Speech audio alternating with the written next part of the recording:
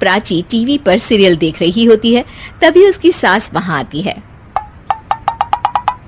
अरे सीरियल में तो ऐसे मग्न है जैसे आज रात का खाना पड़ोसी आकर बनाएंगे।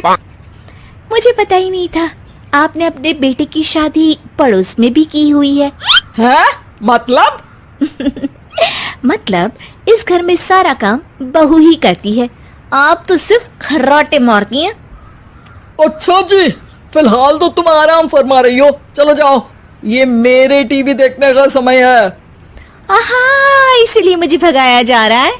सॉरी, अब तो बिल्कुल नहीं जाऊंगी।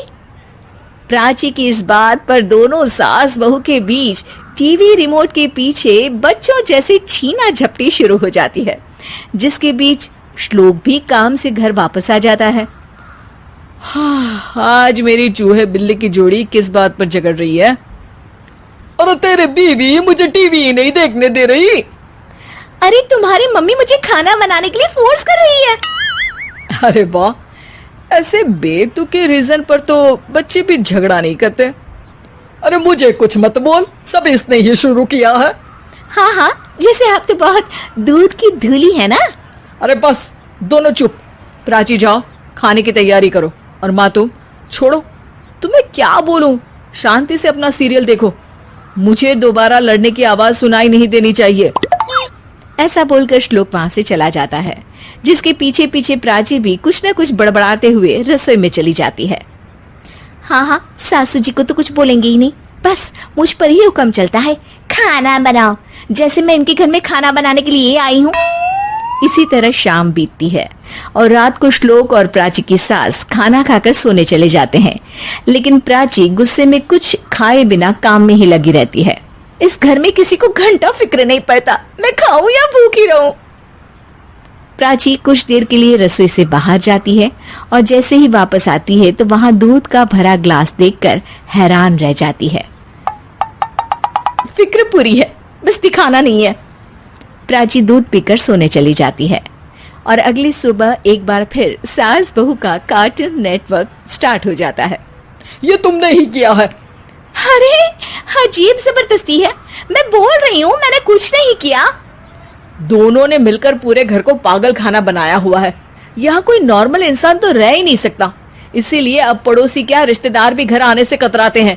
और सुन बेटे, तू भी चंगा, तेरी माँ भी चंगी, तेरी बीवी भी चंगी, रिश्तेदार। हाँ जी, आपको नहीं पता क्या, गंगाधर ही शक्तिमान है, रिश्तेदार ही। हाँ हाँ, बस समझ गया। कभी जानवरों जैसे लड़ेंगी तो कभी जुगलबंदी करेंगी। भाई मैं आप दोनों के बीच में नहीं फंसना चाहता। सास बहू की इस मनमौजी जोड़ी से परेशान होकर श्लोक अपना सिर खुजलाता वहां से चला जाता है। चलो अब मैं भी कीर्तन में जा रही हूँ।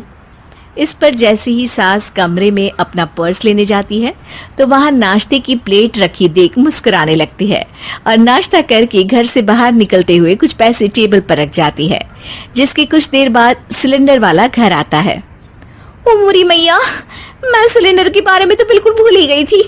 घर खर्च के सारे पैसे भी मम्मी के पास है और श्लोक से बोला तो उल्टा 4 बात सुनाएंगे। प्राची ये सोच ही रही होती है कि अचानक उसका चेहरा चमक उठता है और वो घर में आकर इधर उधर देखने लगती है।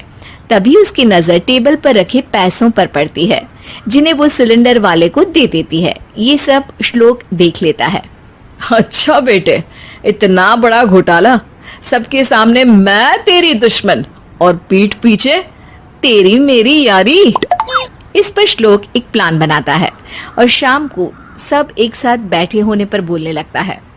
माँ, तुम दोनों की बहुत लड़ाई होती है, इसलिए मैं सोच रहा हूँ कि प्राची को उसके घर छोड़ाऊं, इससे वो भी खुश रहेगी और तुम भी। अचानक श्लोक की ये बात सुनकर सास बहू शौक से उसकी तरफ देखती है। अरे ऐसे कैसे घर छोड़ाओगे, मुझे कहीं नहीं जाना। अरे तुमने बोला नहीं पर मैंने सुन लिया, तुम्हें मम्मी के साथ रहना अच्छा नहीं लगता, मुझे पता है। अरे वाह, अरे जब बहू खुद कुछ काम बोले तो वो तुझे सुनता नहीं, और अब जो इसने बोला ही नहीं वो तू समझ गया। जब उसे नहीं जाना तो फिर जबरदस्ती क्यों कर रहा है? अच्छा, फिर आपको मौसी के घर छोड़ाता हूँ, बस अब आप दोनों एक घर में एक छत के नीचे नहीं रह सकती। मैं इस टॉम एंड जेरी की जोड़ी को और नहीं झेल सकता। है? ऐसे कैसे नहीं रह सकते? तुम्हें इतनी दिक्कत है तो तुम्हारा बोरिया बिस्तर पैक कर देती हूँ, लेकिन मम्मी जी कहीं नहीं जाएंगी। बिल्कुल यही सुनना था मुझे। अगर दोनों में इतना ही प्यार है फिर हर वक्त ये लड़ाई का नाटक क्यों करती हो? देखा मैंने कैसे माँ किचन में दूध रखती है और तुम उनके लिए कमरे में नाश्ता रखती हो, और कैसे वो पहले ही तुम्हारी दिक्कत समझकर घर में पैसे रखकर बाहर जाती है। अरे भाई, इतना ड्रामा तो डेली सोप में भी नहीं होता जितना तुम दोनों ने इस घर में फैलाया हुआ है। तू हमें टॉम एंड जेरी बोलता है ना, तो याद कर वो दोनों भी एक दूसरे को बाहर वालों की बुरी नजर से बचाने के लिए हमेशा सबके सामने लड़ते थे, लेकिन अकेले में दिक्कत के समय मदद भी तो करते थे। बस हमारा रिश्ता भी कुछ ऐसा ही है। और वैसे भी अगर सास बहू में तू मैं नहीं होती तो दुनिया वालों को कहानियां कैसे मिलेंगी? कि लड़ाइयां कितनी भी हो, लेकिन ये भी सच है कि किसी पर कोई आपत्ति हो तो अपना ही परिवार साथ देता है। भैया, मेरे पीछे पुलिस लगी है, प्लीज मुझे बचा लो। रवि और राज दो भाई, लेकिन दोनों में कभी नहीं पटी। अरे क्या हुआ छोटे, क्या कर दिया तूने? अरे कुछ नहीं भैया, मेरा दोस्त है ना राजू, वो मुझे लेकर बैंक गया था। मुझे नहीं पता भैया कि वो वहाँ बैंक लूटने जा रहा है। मैं उसके साथ बैंक में घुसते ही सीसीटीवी कैमरे में दिख गया हूँ। अब पुलिस मुझे ढूंढ रही है भैया, मुझे बचा लो। राज कुछ सोचता है, फिर कहता है, ओके, तुम यहीं रुको, मेरा एक दोस्त पुलिस में है, मैं बात करता हूँ। तभी वहां रवि की बीवी राज की बीवी के साथ आ जाती है। तुम लोगों के घर जब तक पुलिस का आना जाना है, बच्चों को यहीं छोड़ दो, उन पर असर ठीक नहीं पड़ेगा। तभी वहां पुलिस आ जाती है। चलो चलो, कौन है रवि, थाने चलो। मैंने कुछ नहीं किया,